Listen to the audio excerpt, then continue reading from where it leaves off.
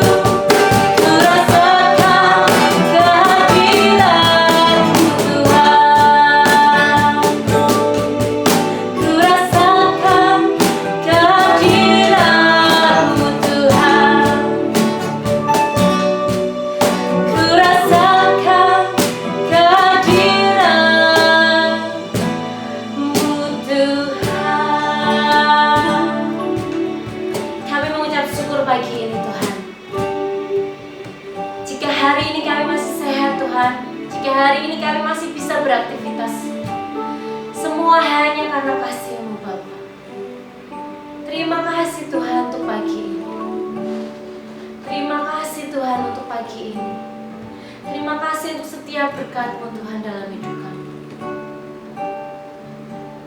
Terima kasih Tuhan, terima kasih.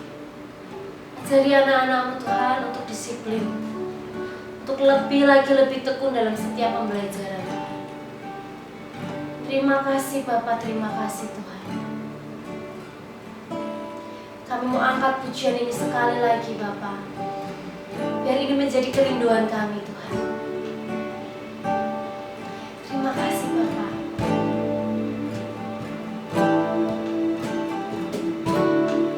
Saat ku menyembahmu, Roh-Mu bekerja. Saat ku memujimu, Kau bertata di atas pujian. Ku angkat hatiku,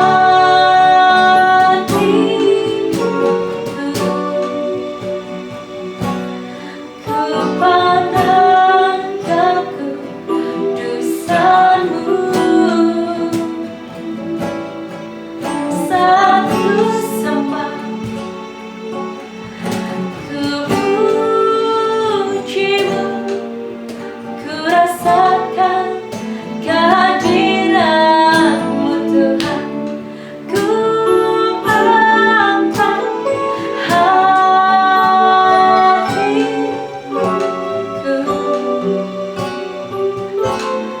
ku pandang kekudusan-Mu. Saat ku sembah, ku pujimu, ku rasakan kehadiran-Mu Tuhan.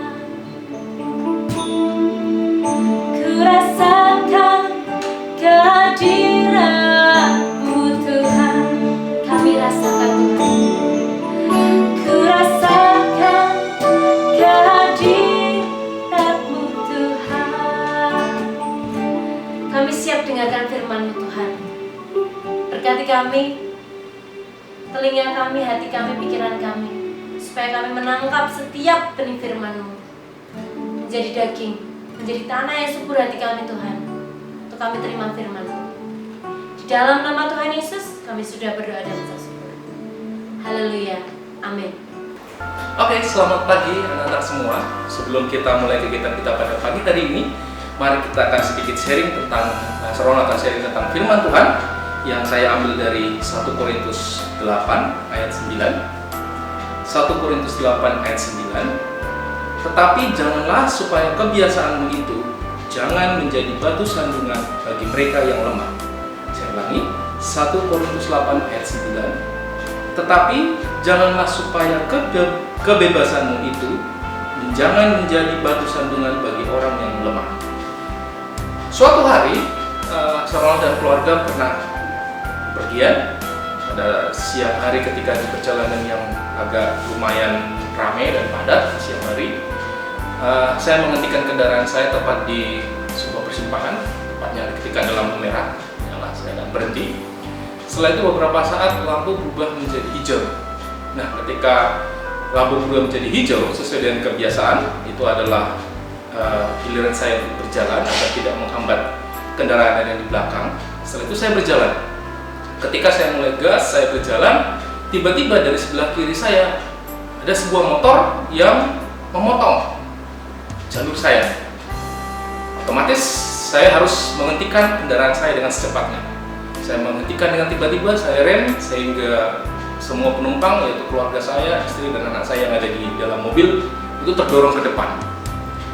Yang terjadi adalah seketika terlintas di pikiran saya adalah ingin mengeluarkan kata-kata yang kasar, ya, karena saking kagetnya, saking ya refleks spontan sebagai seorang manusia, pasti kita akan merasa kok seperti ini. Ya, jadi saya merasa ada sesuatu yang membuat saya hampir mengeluarkan kata-kata yang kasar. Namun istri saya yang ada di istri saya yang ada di samping dan saya mengatakan stop, tidak usah berkata kasar. Ada anak-anak di belakang. Sejenak saya berpikir, apa yang dikatakan istri saya itu ada betulnya. Ya. Apakah gunanya saya menggunakan kata-kata kasar di dalam mobil yang dalam kondisi AC menyala dan tertutup, dan orang yang lewat itu orang yang memotong jalur saya itu sudah pergi, saya menggunakan kata kasar pun dia tidak akan pada benarkan. Ya, itu yang terjadi di dalam kehidupan kita, anak-anak. Terkadang kita tidak sangka atau kita tidak menduga bahwa apa yang kita lakukan, apa yang kita perbuat, apakah ini bisa menjadi batu sandungan buat orang lain, ataukah ini bisa menjadi sesuatu yang baik buat orang lain, kita tidak tahu. Tetapi di sini Tuhan Yesus berkata bahwa jadilah teladan bagi orang percaya dalam perkataanmu, dalam tingkah lakumu, dalam kasihmu, dalam kesetiaanmu, dan dalam kesucianmu. Sebab kamu adalah garam dan terang dunia. Di sini Tuhan Yesus mengatakan bahwa anak-anak dan saya atau kita semuanya adalah umat pilihan Tuhan. Kita hadir di dunia ini untuk menjadi garam dan terang. Menjadi garam artinya kita memberikan rasa, ya, memberikan rasa terhadap kehidupan ini. Menjadi terang artinya apa? Kita menjadi pelita bagi orang-orang dalam kegelapan. Mungkin kadang kita sulit, ya, saya yakin, Saudara yakin bahwa kita sulit untuk menjadi teladan. Hal apa? Satu, kita kadang merasa tidak percaya diri. Seringkali hal ini membuat kita merasa, kita bukan siapa-siapa. Saya bukan siapa-siapa, saya masih kecil. Saya belum bisa jadi teladan karena saya belum punya apa-apa, belum punya segalanya. Saya masih hanya tingkat kehidupan saya ini masih di tingkat sekian. Rasa percaya diri, kurang percaya diri inilah yang menjadi kita kehilangan daya dan upaya kita untuk menjadi teladan. Hal kedua yang membuat kita gagal dalam disiplin diri. Sebetulnya menjadi teladan ini adalah suatu proses, anak-anak. Jadi tidak merupakan kemampuan langsung kita membalikkan tangan seperti itu, semua sudah terjadi, kita jadi teladan, itu tidak.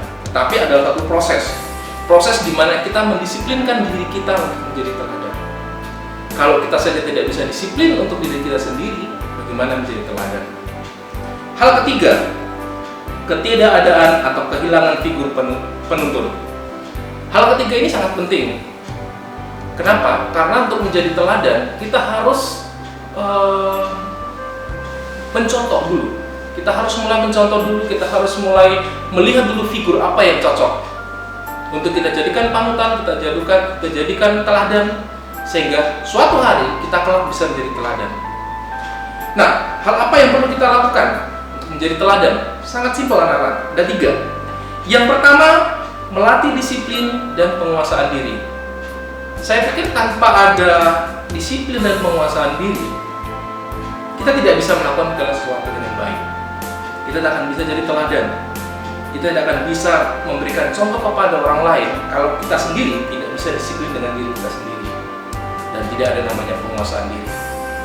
Hal yang kedua, bersikap konsisten dalam motivasi, perkataan, dan tindakan. Penting memiliki pikiran, perasaan, dan kehendak yang selaras atau sejalan, sehingga kita memiliki nilai-nilai keyakinan yang kita anggap itu adalah suatu kebenaran. Yang ketiga, belajar setia dalam perkara-perkara sederhana. Ini hal yang sangat simpel sebenarnya kalau kita ucapkan, ya, setia terhadap perkara-perkara yang kecil. Tetapi apakah kita sudah setia terhadap perkara-perkara yang kecil? Jika ingin menjadi teladan, ingat, kita akan dipercayakan oleh Tuhan dari hal-hal yang paling sederhana, hal-hal yang paling fundamental, yang paling basic. Contohnya bagaimana bisa berdampak buat sesama, bagaimana bisa berdampak buat saudara-saudara. Nah, itu yang selalu bisa bagi. Sekarang saatnya kita mengambil sikap, stop untuk merasa tidak mampu, stop bahwa saya ini bukan siapa-siapa, stop merasa bahwa saya ini tidak ada apa-apa, namun jadilah teladan. Demikian firman Tuhan yang telah bisa bagi. Mari kita tutup, kita berdoa. Terima kasih ya Tuhan, terima kasih Bapa berkat kenyataan kehidupan kami. Terima kasih Kau sudah memberikan kami pada pagi hari ini Tuhan, firman dan perkataan-Mu ya Tuhan, hamba sudah selesai berbicara, tetapi biarlah kiranya Roh Kudus tetap berbicara kuat di atas pada diri dan hati anak-anak kami ya Tuhan. Hamba yakin dan percaya mereka sekarang adalah calon-calon pemimpin Tuhan generasi yang akan datang. Mampukan mereka untuk bisa menjadi teladan yang baik, mampukan mereka untuk bisa memberikan dampak yang baik buat sesamanya, buat sekitarnya ya Tuhan. Tuhan, kami juga berdoa terhadap setiap keluarga daripada anak-anak kami ya Tuhan, dimanapun sekarang mereka berada. Dalam setiap pergumulan mereka Tuhan, hanya Engkau yang mengetahui apa yang menjadi kebutuhan mereka, apa yang menjadi harapan mereka Tuhan. Dan kami yakin dan percaya harapan kami hanya satu pada Engkau ya Tuhan, di mana Engkau selalu bekerja dalam kehidupan anak-anak kami dan kehidupan kami semua. Tuhan Allah Bapa, kami membawa kehidupan mereka, kehidupan sekolah kami di dalam tangan kami ya Tuhan. Hanya Engkaulah yang tempat kami meminta, hanya Engkaulah tempat kami memohon petunjuk untuk kehidupan kami Tuhan. Tuhan, inilah doa dan permohonan kami. Haleluya. Amin. Oke. Di dalam minggu ini kita punya ayat hafalan ya anak-anak. Ayat hafalan kita diambil dari 1 Timotius 4 ayat 12. Jangan seorang pun menganggap engkau rendah karena engkau muda. Jadilah teladan bagi orang-orang percaya dalam perkataanmu, dalam tingkah lakumu, dalam kasihmu, dalam kesetiaanmu, dan dalam kesucianmu. Amin.